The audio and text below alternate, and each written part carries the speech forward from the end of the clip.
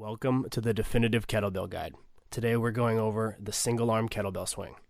This tutorial builds on the guide to the two-handed swing. I recommend that you watch and perform those progressions before beginning here. Working with a coach in person will always provide the best and safest results. However, you can accomplish much through detailed demonstration and instructions, intentional practice, and honest feedback. I recommend that you video each set and drill to ensure that you are performing each movement correctly before advancing.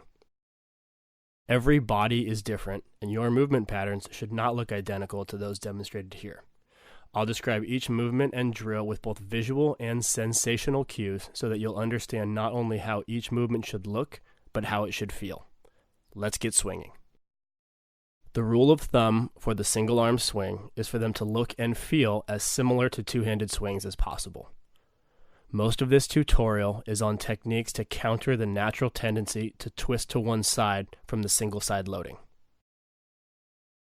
We'll begin with the kettlebell drag drill. Set up just like you would for two-handed swings, but simply grip the bell with only one arm. Pull your shoulder back and hike the bell behind you, maintaining your hinge position and a straight arm. Step back, set up again, and repeat. Perform at least 5 reps with each arm. Now we are ready to try single arm swings. Begin with a kettlebell of a manageable weight, something you can swing two-handed for 15 to 20 reps. Focus on keeping your hips and shoulders square to the ground, i.e., not twisting. Allowing your non-working arm to follow along helps maintain a square position. Let your arm swing back as you hinge and swing forward to tap the bell as it reaches the top of its swing. On the next set, we'll focus on arm rotation. As you hinge back and hike the bell, be sure that your thumb points down and your pinky up. This will make the handle parallel to your feet as the bell swings through. While still tapping the bell at the apex, perform 5 to 10 reps with each arm.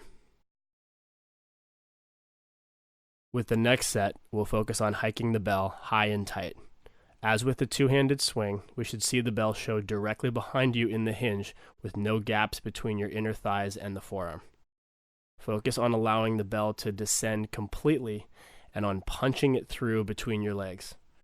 A strong single-arm hike position is one of the greatest benefits of the single-arm swing and leads to proficient cleans and snatches later on.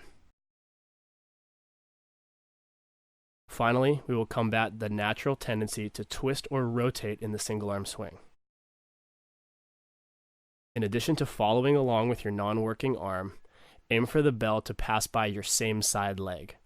Rather than aiming for the central path between your feet, aiming to pass by the same side leg resists the tendency to twist your hips and shoulders during the hike. It is easy to turn this into a single leg dominated movement. At the top of the swing, think about pressing both feet into the ground and squeezing both legs and both glutes. Perform 5 to 10 reps with each arm. Once you have mastered the single arm swing, add the challenge of the hand change swing. Remember to only change hands at the top while the bell is weightless. If you miss a pass, simply wait until the next rep to safely pass at the top. Try both methods of changing hands. Hand over hand,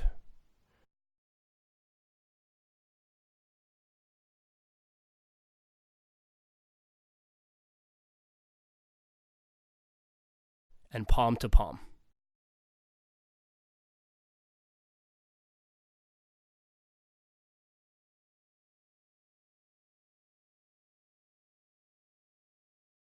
Thank you for watching. Please check out the rest of this series to take your kettlebell training to the next level.